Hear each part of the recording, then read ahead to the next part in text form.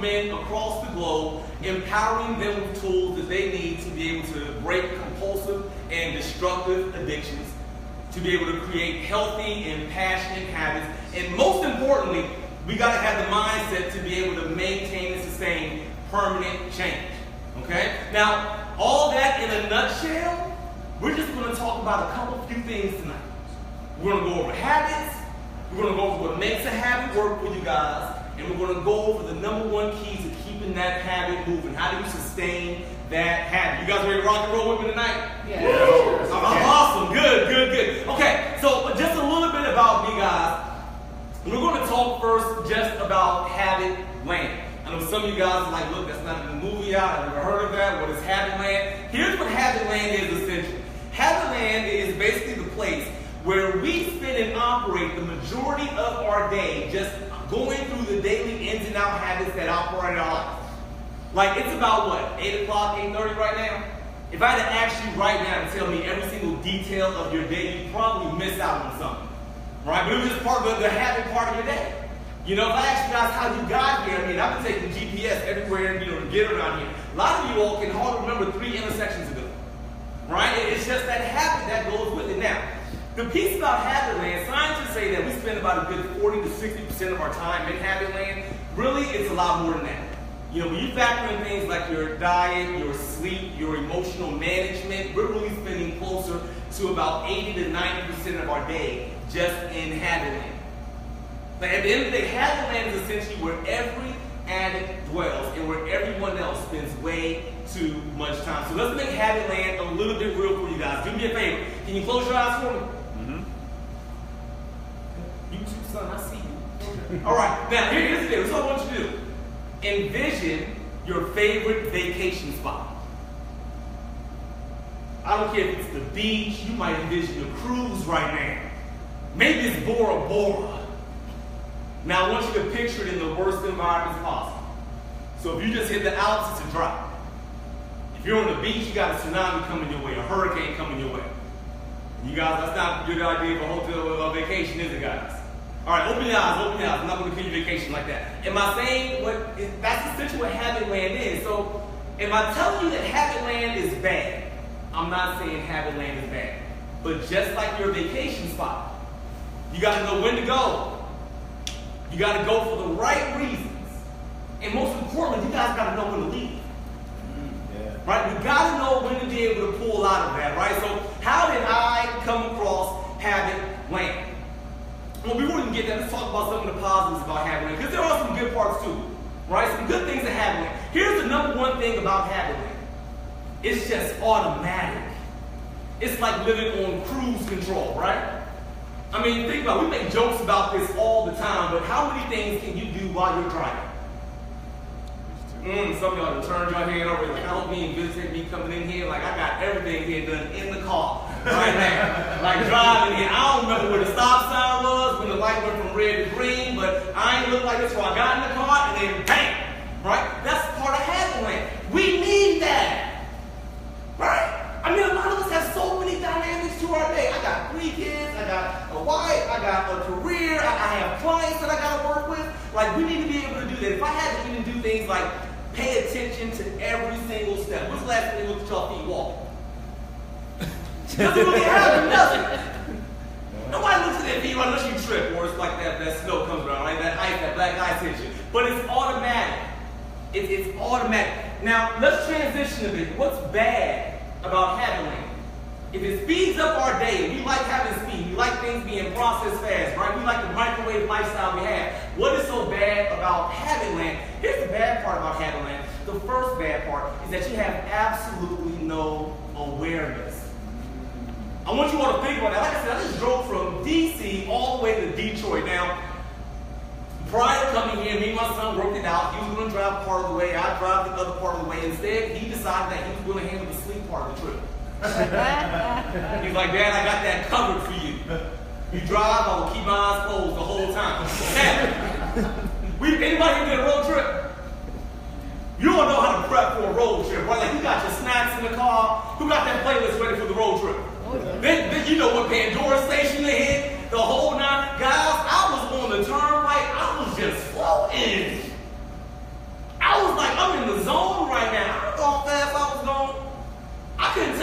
what song was playing. I just know it was like I was in the zone just flowing. Now, if you've done a road trip, what'll snap you out the zone more than anything with a road trip? Yo, you bet, man, when the red and blue lights show up. Now, let's talk about awareness. Before you wasn't aware, what happened when you see the red and blue lights? You notice everything. You know your heartbeat. You know how fast you're driving. You done looked and said that the door's locked right now. You done thought in your head, registration, okay, take me 3 seconds to grab that. Let me get my license out right now. Are my hands at 10 and 2 as I'm driving? Completely aware about what's happening. Now here's the deal. We will probably get upset when the cop lights show up, right? Where did that cop come from? How dare you hide out on me on this highway? Trick me. Didn't happen. Guys, nobody like beamed that cop right behind you. That cop was there the whole time. The problem was that we didn't have any awareness. We were stuck in HabitLand during the entire time. Here's the last part about HabitLand and why it's so bad, guys. In HabitLand, you don't have an identity. Again, it's what makes life move fast. All you got is a role. That's it. You got roles and labels in HabitLand. You know why HabitLand is so easy? Because all you got to be in HabitLand is like a dad, a mom, a wife, a husband. You got to be an employer, maybe a worker or an employee. And that always comes with some kind of guidelines. But can't you always find like the way to be the best dad? If you want to be a great kid, all these things are out here, but you don't got to focus on you though, do you? Like out of every label I mentioned, my man is with me the whole time. But you're not this man. I raised my hand, he raised his hand. But think about that though. Like my life was like that for so long. Like HabitLand made my life so easy. Like really in HabitLand, I only had to be a dad from about 7:30 a.m. till about 9:45 before I left to go to work. Because once I leave to go to work, I can't be a dad at work. Dad gets cut off. Now I'm just at work, right? I only got to be a husband at work. I got to focus on my role in HabitLand. Here's the most critical part about why I want to make sure you guys have the tools tonight to come out of HabitLand. And if you don't take another note at all tonight, it's okay, but make sure you get this one right here. In HabitLand, you don't have a choice. Think about that. It's automatic. There's no choice in what's happening. Now, here's the note I want you all to make. If you don't have choice, you do not have power. Like, I want you all to understand that a lot of us go around right now saying, I want to have power of this and I want to get this. The moment you are in a place where you feel like there is no choice, you have no power. And you're not going to recognize that unless we're aware enough for it, right? So, Coach G, how did you end up in HabitLand? Like right now, you're working with all these great people and the whole nine. And I got to tell you, I didn't realize I was in HabitLand until June 2013, and I kind of found myself exactly like I told you the bad parts of HabitLand. I found myself homeless for the second time over. I had like the worst health scare possible at age 33, had a mini stroke. I'm living out of my mama's house right now. My wife, my kids have left me. I'm powerless. My oldest son is copying some of my worst habits at this point in time. And it was that spot in my life where I'm like, holy crap, how did I get there? Anybody had that? Where you like, wait, this was not part of the game plan. Like even worst case, this was not supposed to happen. And unfortunately, it took that rock bottom moment to snap me out of HabitLand. So I want to make sure that you guys have a couple tools about HabitLand moving past it because I had no idea I was in it until it happened. We had a year prior, I'm making great money. I got a roof over our heads, a couple cars have been in and out the driveway, right? I mean, my wife, she's at home with the kids and everything. I thought that was set up pretty great. Had church friends. It's good to have friends. Oh, okay. I mean, even still with all of that, I had time for a couple of affairs and to keep some addictions on the rack. I'm living a pretty, is that not the American dream? Cake and eat it too. Didn't sound like HabitLand. I thought I was doing like what was the deal to do. So, June 2013 comes along, I'm at my rock bottom moment, and then I gotta start climbing away, climbing out of that spot. And I want to make sure you guys understand how that works. So the first we're gonna talk about, let's just cover the easy part of this and figure out what a habit is. Some people have heard people say something like, do it a long time and it becomes a habit. Y'all heard that? Dang it. How many of y'all heard like, if you set yourself up with like a great reward, you'll be able to keep the habit going? Yeah, no, it doesn't quite work that either. Let's break this down to like nuts and bolts. Just definitions right now, right? Definition of a habit. Automatic response to an external stimuli. Period. That's it. It's just an automatic response we got to something happening external. That's like outside of us, right? So the wind blows, I'm going to go get a what? There you go. Sun is shining outside, it's beaming, I got 85-degree weather. What am I going to do with the color? Take it off. Something outside impacted me to make an automatic response. Now let's talk about the habit cycle. There's a cycle to what a habit is. There are a couple key parts. You got 4 key parts. And I left the handout over the guys that I pretty much have all this here. But your habits are 4 key parts. The first step in the habit is the trigger. Your triggers, they're going to lead to your thoughts. Your thoughts are going to lead you to your actions. Here's the kicker though, guys. Here's like the real kicker. All of this is being done to satisfy a craving. That's what it's all really like. At the end of the day, it's all being done to satisfy a craving. Like, how many people, does anybody here know anybody that might have like a bad habit or an addiction of some sort? Awesome. Does anybody here know somebody who is eagerly and passionately pursuing their dreams like against all odds? Family don't agree with them, nobody believes in them, but they keep going after their dreams. Okay, so let me just ask you all a question then. What's more important? You going after what you want, the addict going after what they want, or what the world says about you?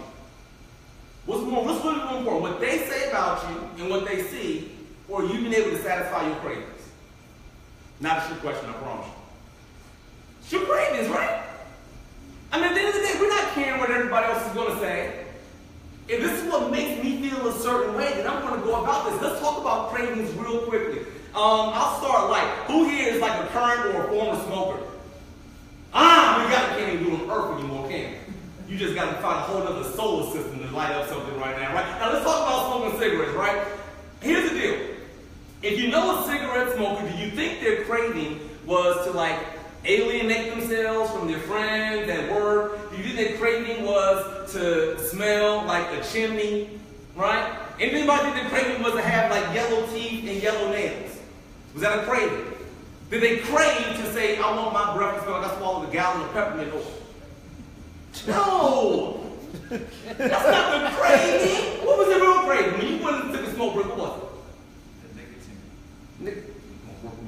All right, no, but he's right. There was a chemical piece with that as well. You want to get the nicotine, but still, that does something for us, right? I mean, again, it's why we keep going back to the nicotine for it, right? Like some of us, who had a cigarette when you felt stressed? Right? Who had that smoke when you said, you know what? It's a little bit too cramped around here. I got to gather my thoughts right now. I need a little bit of space. Let me just collect myself a little bit right now. And that was like part of the process for it, right? Guys, I want you all to be clear. The world will always see your actions. You're going to be the one that's handling your cravings. Now, let's talk about how we change the cycle. Right? So real quick, your triggers will lead to your thoughts. Let's talk about the ways that people mess this deal up. Let's talk about how you mess up on breaking the habit. First thing you do is you attack the trigger. Wrong. Why is that wrong? Your triggers never go away. Whatever triggers you. And guess what? You're biologically hardwired for it. I mean, really, it's why. Have anybody ever been in a situation and maybe you're looking at it and you're like, wow, she got upset about that. Wow, that made him mad. And you look at it and say, I would have brushed that off. What triggers that person don't trigger me. Everybody got a whole set of triggers. Now, when your triggers go away, no. Can you get control? Yes. You can't beat them though. Here's the second place y'all mess up. Not y'all, really me. But this is what we all mess up with our habits. We attack the action. Like the sole action, right? Like here's an example, right? Who's ever here trying to lose weight? Anybody? Awesome. Here's a great workout plan. Go home and chain up your cabinets and refrigerator. Here's what will happen, guaranteed. By day 3, you're going to lose weight. By day 5, you're breaking in your neighbor's house. Like that's just, it is because you can't stop the action. Not solely. Not solely. So, if you're following me, and I gave you guys a habit cycle, if we can't change the triggers and we can't attack the action, what's the one place we got a chance to work? Thoughts. Say that again? Thoughts. Thoughts. So, here's the deal. We're going to talk about your thoughts right now. And in particular, guys, I want you all to take notes about 3 particular thoughts. 3 thoughts. I call these the 3 deadly thoughts. First deadly thought, self-deprecating. Self-deprecating. Big word, I'm going to break it down. You just talk really bad about yourself. Like, you make that one mistake, like the cup is never half full with self-deprecating thoughts, right? Like, there's no come up with a self, like everything you do, I'm a loser. God, I suck.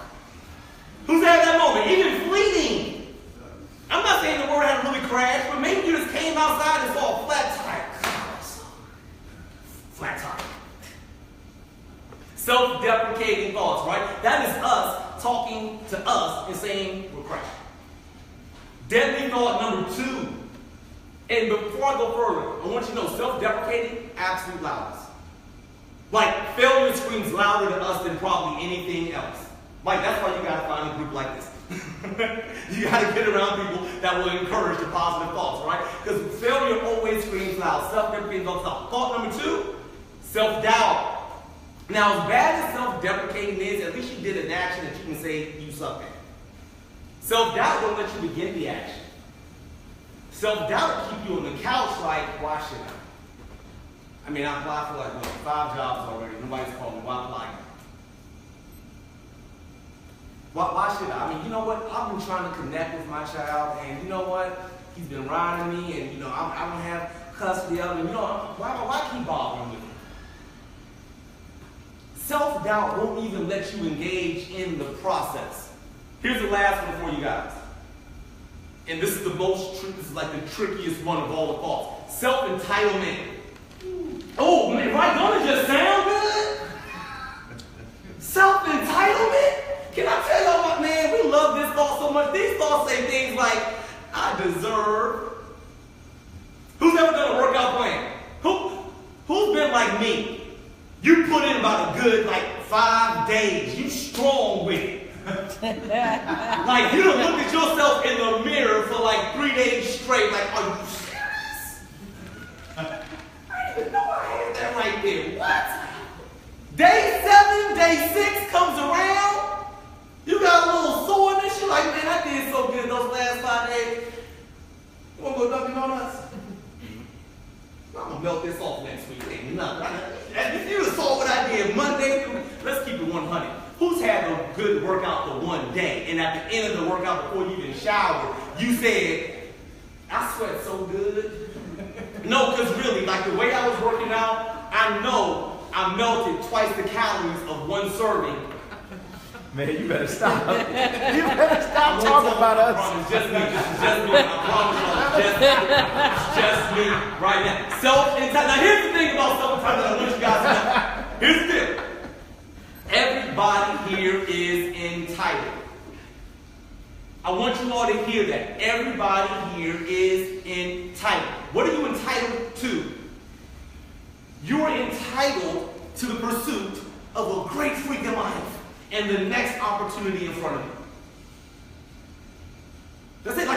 We gotta think about that sometimes, right? The workout process. Working out is a great analogy because we know about the pain we feel physically with that, right? And when you hit that, especially when you first start out, and you hit that day 5, that day 6, and you're like, man, I'm sore, and you're like, I should be entitled to a day off right now. You're entitled to the pursuit of a great freaking life and the next opportunity to get it. So, 3 deadly thoughts. Here's the deal. How do you stop the deadly thoughts?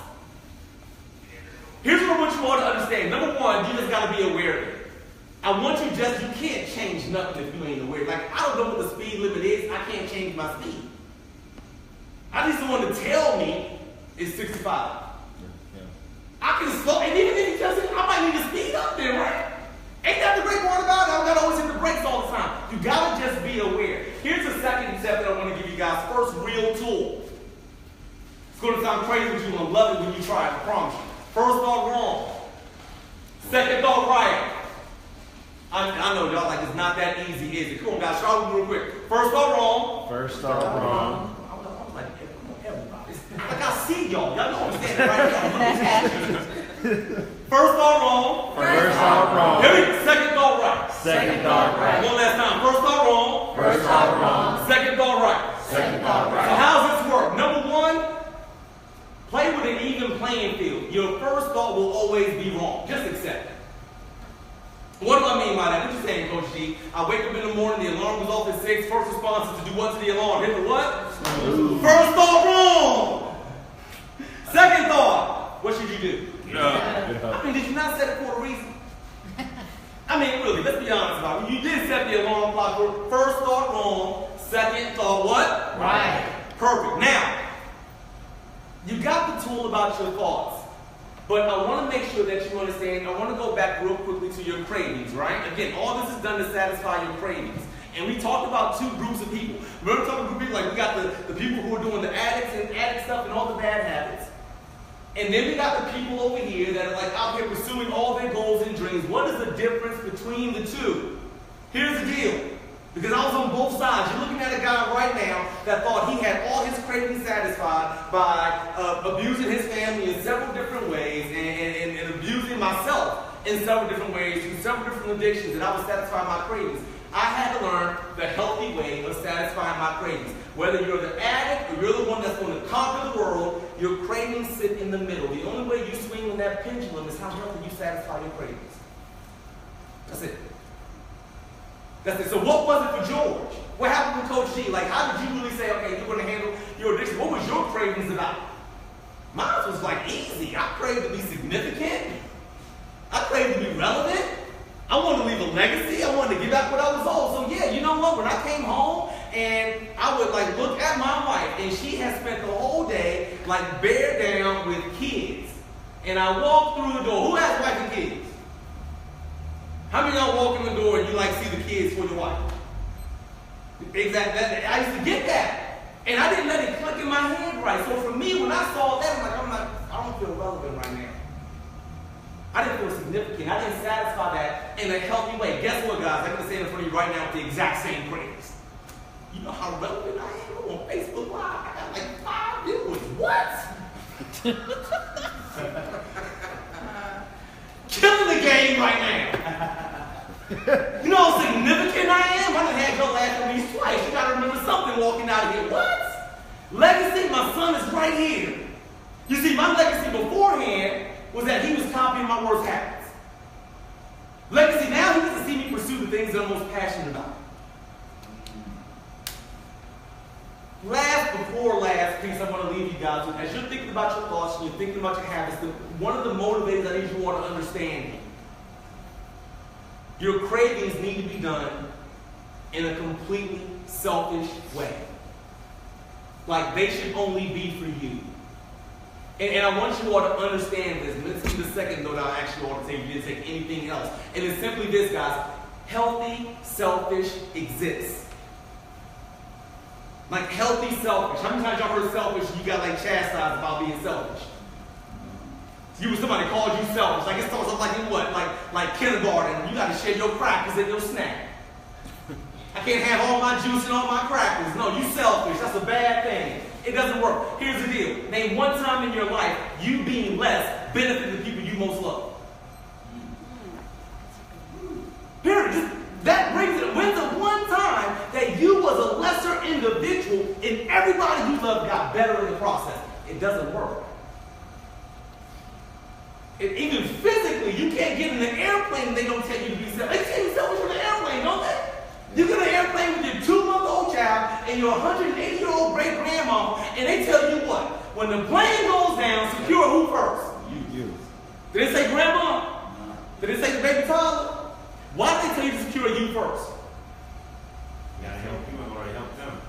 You can't save nobody else till you save yourself. You end up dying in the process, and everybody ends up dying in the process. So let's wrap this up, guys. How are we going to get from that first bad thought to the second right thought? One key, I call it the championship principle, guys. We're talking about mindfulness right now. Now, I got to tell you guys, The way this first started out was going to be about like the Golden State Warriors, but I'm a Celtics fan, and it fits so perfectly right now with where we are right now. Anybody following the playoffs? At all? Like, Celtics right now, they're the #1 seed in the Eastern Conference. #1 seed in the Eastern Conference.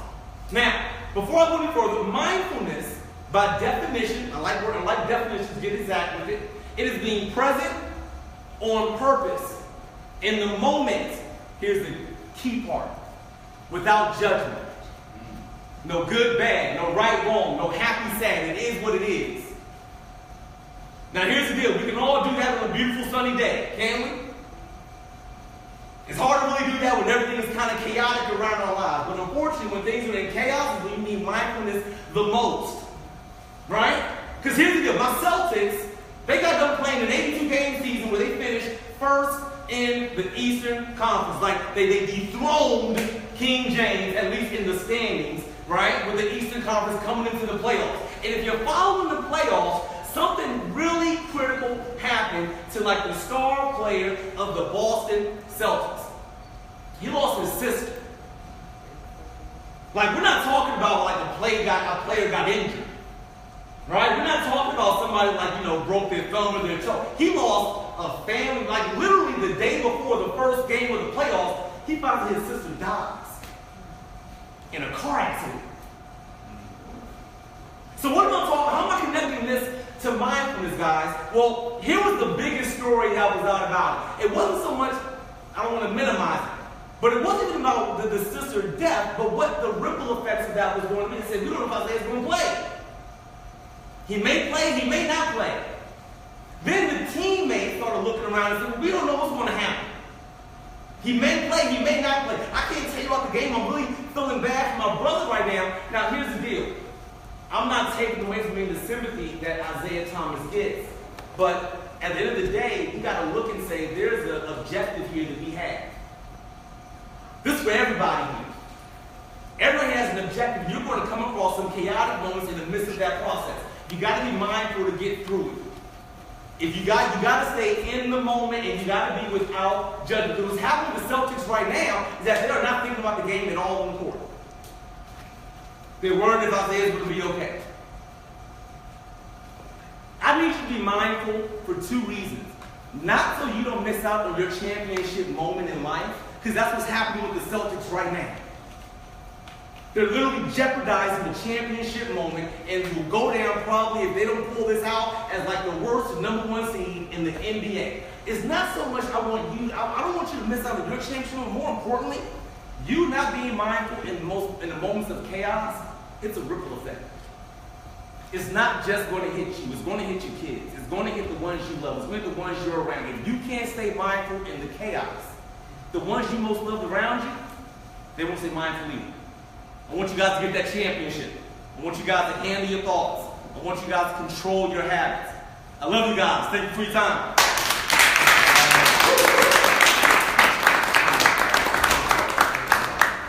Hey man, listen, your energy. Somebody come here. So if you always moving around, I want you to talk about these cravings.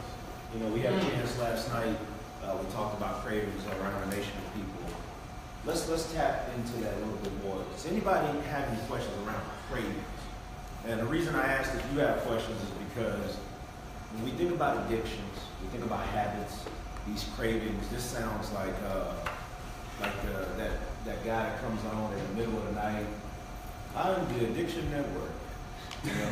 It's like it's kind of weird. Yeah. Like it always comes on late. It's like, but. We don't think about the subtle ones. We talked about last night those subtle ones. And I'm not asking for us to say we are addicts, right? That's not what I'm expecting for us to look at. But I do want us to think about our cravings that we may have that are very subtle, that may be impeding our progress to reach our cravings. Do you work with any clients that have that type of issue where they really can't see it? Most of my clients have been started that way.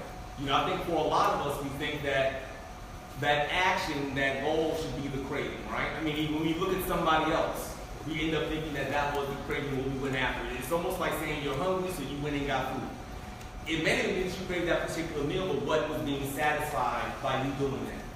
So when I get to work with men, a lot of my men, again, they're coming from an addictive background, and it's like, it's not about the drugs or the women or, the men online, because they see it, it's not about that. So for my guys that we deal with, like, porn and sex addiction, it's not about that's not the craving for them.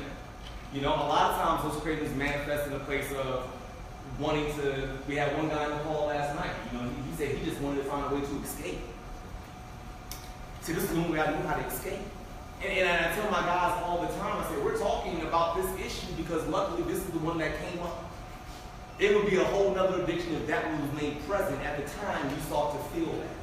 And unfortunately, because we don't really get educated enough in that area. We get taught how to achieve the goals, but not what they're going to mean to us on the inside, right? I mean, have you all ever seen like that brand new Corvette driving like 30 miles an hour in the fast lane?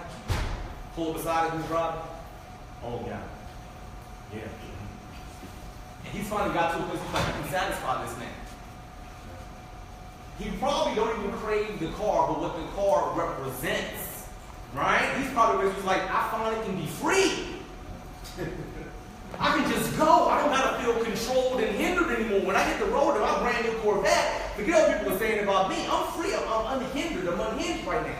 The cravings we have, it is not about the actions that the world and that we see. Okay.